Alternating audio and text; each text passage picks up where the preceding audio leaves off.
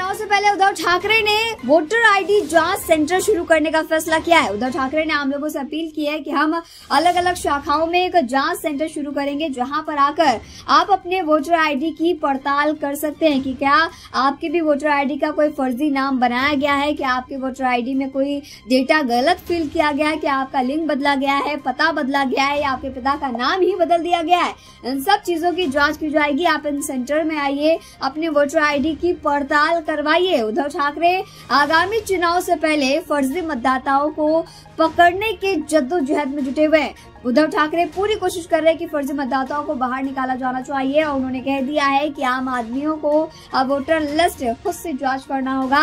हम उनकी मदद करेंगे, हमारे जांच सेंटर में आए और वोटर लिस्ट जांच करे। सुनिए उन्होंने क्या कुछ कहा।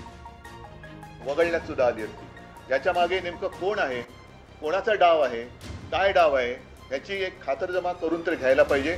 आणि म्हणून जसे आम्ही सगळे राजकीय पक्ष, सत्ताधारी सोडून द्या, पण बाकीचे राजकीय पक्ष एकवटलेले आहेत, आम्ही आमच्या शाखांमधनं मतदारांच्या सोयीसाठी ही केंद्र उघडतो आहोत। या केंद्रामध्ये मी नागरिकांना विनंती करतोय की आपल्याला मतदान करता येणार आहे की नाही, आपलं नाव या यादीत आहे की नाही हे आपण आमच्या शाखेत येऊन तपासा।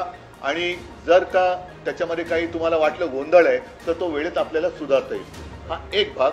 दुसरा भाग असा आहे की मी मतदारांना आणखीन एक विनंती करेन, ही निवडणूक आयोगाची भुताटकी आहे। एकेका घरामध्ये 40-40, 50-50 नावं ही नोंदली गेलेली आहेत।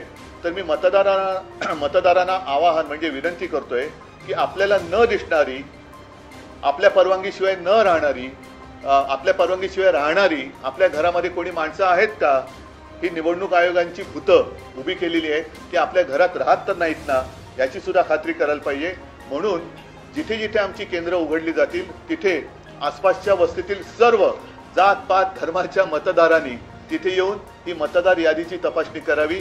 आपलं नाव तिकडे आहे की नाही हे तपासावं, तिकडनं कुठे वगळलं गेले का, आणखी कुठे बरं आपलं वयामध्ये काही माझं स्वतःचं उदाहरण त्या दिवशी दिलं का, लिंग बदल झाले का, हे सगळं आपण येऊन तपासावं हे मी मतदारांना एक आवाहन करतोय। त्याचबरोबरीने आम्ही जी एक मागणी केलेली म्हणजे